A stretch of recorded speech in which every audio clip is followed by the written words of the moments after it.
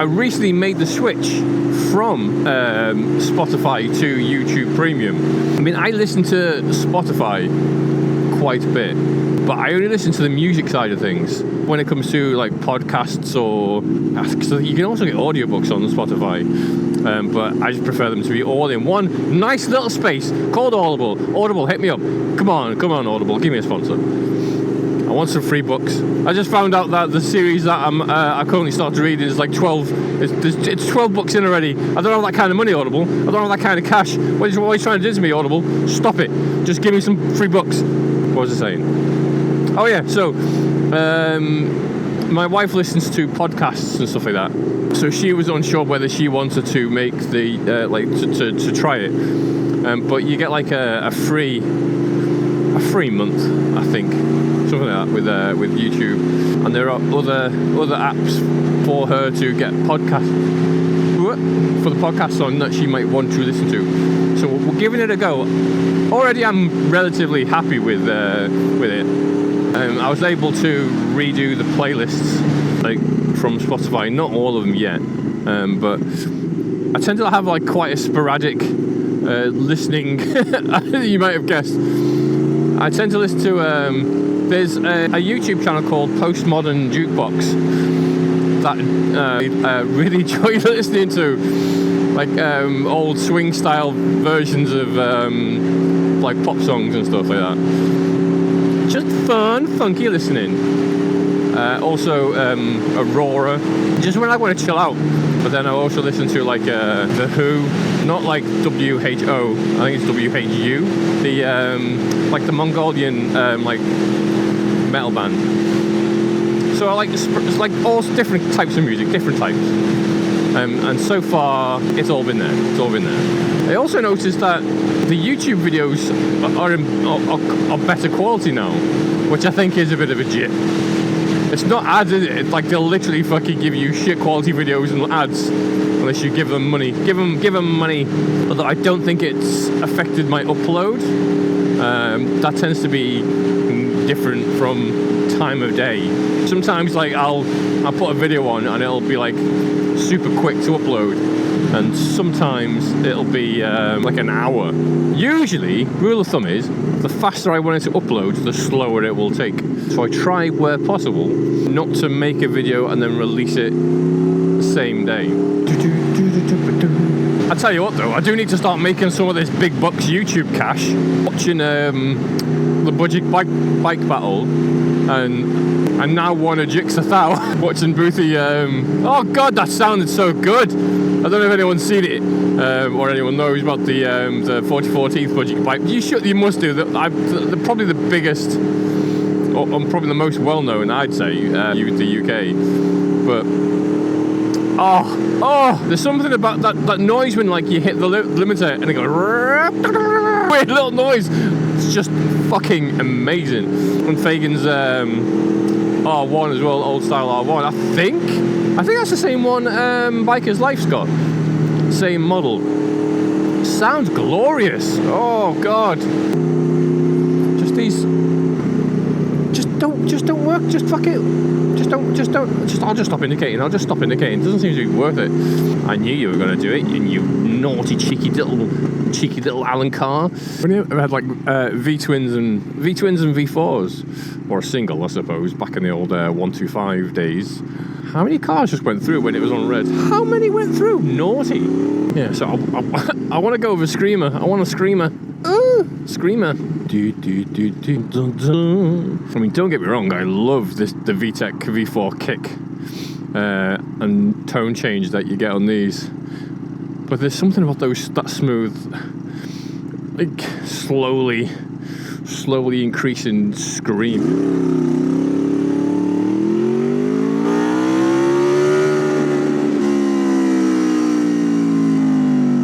I mean, it's not that V4 sort of VTEC like yell is legendary.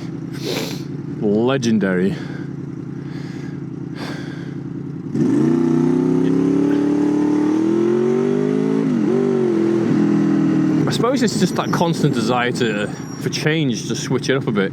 I don't know whether it's worth me looking at like a summer bike, but I also want like a little off-roader thing as well, so... Whoa, fucking hell! I don't know what was on the road then, but look at my back wheel, just lost it. Heard my little pants. Guessing it's a big thing of grit. Might need to be a bit gently. Yeah, there's a few different bikes. To be fair, a 600 Screamer would be just as enjoyable, I think. It's just for that sort of sound and power progression. Just seems like it's a blast. I don't necessarily need to buy a piss missile, copyright Stormtech 2024, but definitely wouldn't mind something a little sportier for a time. Well, I'm still relatively young enough and flexible enough to deal with it.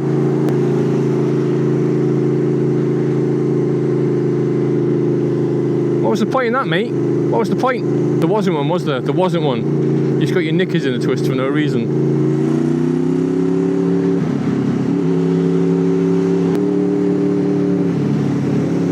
I keep going backwards and forwards on the bike that I'm considering for a little off-road back lanes blaster, finger blaster, because you can get Himalayans right for around $2,000 right now.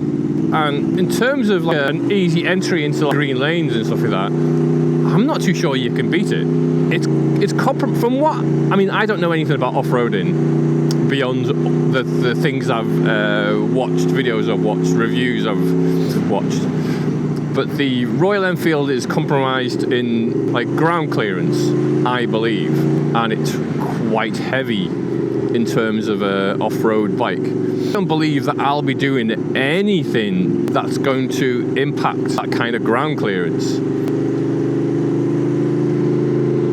Yeah, just don't put lights on your bike, mate, and go through a just go across a junction, live junction, because that's how you live longer. But the thing in the back of my mind is what happens when or if I say outgrow the bike, because like I said, I want something more off-roady. I don't really need something that can do tours or anything like that. Because when it comes to all other styles of riding, the VFR is the way to go, with the exception probably of speed. And it's still pretty fast, it's still pretty nips. So something like the motocross sort of bikes, like the Honda, is it the CRL, or the big ones, big wheelers for the 250s. I don't know whether I made any sense whatsoever just then. Because you can get, is it the Vosges 300? Sure, they're going to start popping up on the second-hand market soon. What, you fucking absolute dickhead.